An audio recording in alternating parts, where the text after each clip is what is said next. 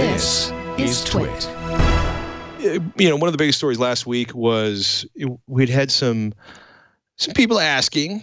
We got into the whole what's going on with Broadcom and Qualcomm, or at least I feel that we talked about that. I may be hallucinating at this point, and why Intel was stepping in, and why Intel going after purchasing Broadcom, possibly to protect their ability to sell modems to Apple.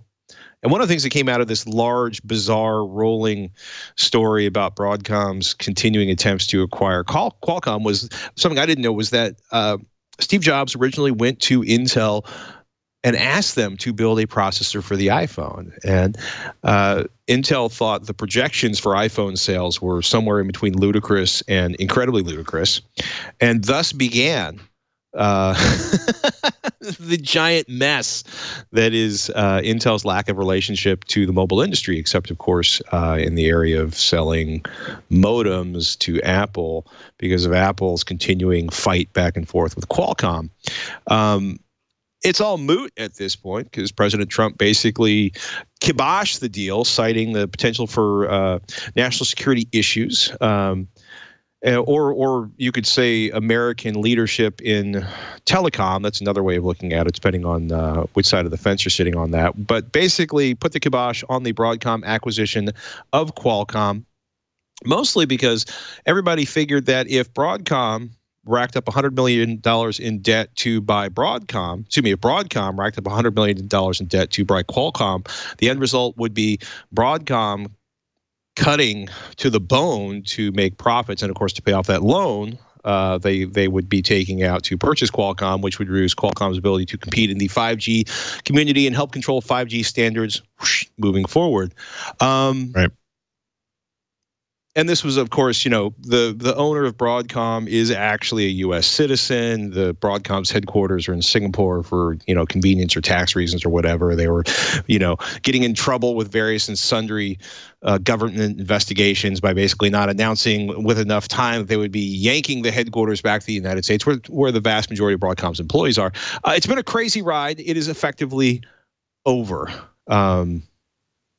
Do we care at this point? Is this going to have any lasting impact other than we keep hearing more and louder noises basically discussing, the possibility of Chinese telecom manufacturers creating security issues in the United States? That seems to be kind of the big overarching trend in these stories.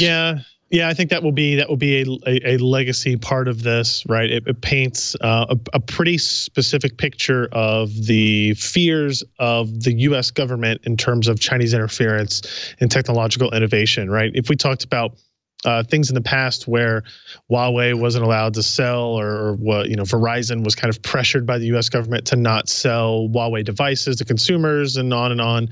This is another, kind of actually a direct implication against Huawei, because the letter from CFIUS, which is the Committee on Foreign Investment in the United States, basically stated that if Qualcomm were to recede from these markets in any way because of the acquisition by Broadcom, that the most likely candidate to fill in for this in terms of developing 5G technology, deploying infrastructure, was Huawei. And for whatever reason, love it or hate it, that the federal government has taken a pretty hard stance that they don't want to see that type of organization have that kind of influence. There were some other things in terms of national security. Qualcomm does have direct, high-level clearance contracts with the government, DOD in particular.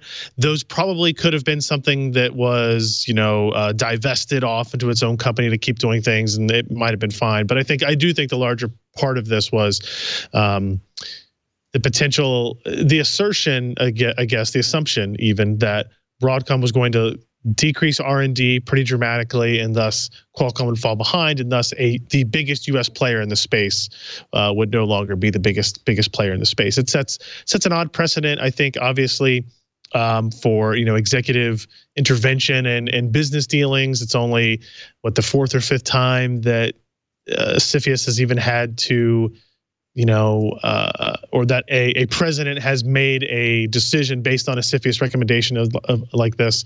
And also considering that only 4 or 5 months ago, President Trump and Hock Tan, the CEO of Broadcom, were seen, having pictures together as they were announcing a redomiciling of the headquarters of Broadcom from Singapore back to the U.S. So it's a very complex process. I think for the industry itself, it creates some stability again. There has been basically 4 or 5 months of questions about what's going to happen with Qualcomm, what's going to happen to all the competitors to Qualcomm and all the partners of Qualcomm. You know, a lot of these OEMs and phone vendors were starting to get a little bit worried. They set these roadmaps out for 5G, Verizon, AT&T, T-Mobile. They have these roadmaps, all the carriers across the world, and they're all based on what Qualcomm says they're going to be able to produce over, you know, a certain number of years. Now they were all anxious because if Qualcomm suddenly slowed down development, all of their capital expenditures that they were developing towards those goals would be at risk as well. Maybe they were overdeveloping, maybe they were overspending, they were going to lose money that way. So it stabilizes things in that way.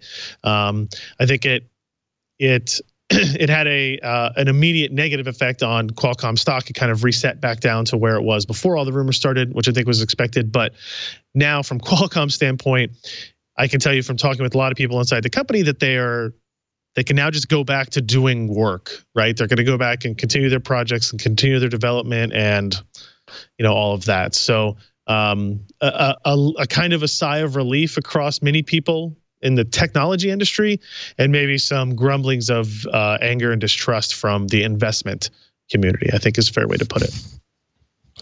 We were going to make money off this deal. Therefore, no matter what your reasons, saving human lives, preventing the spread of zombie infestations should not be considered.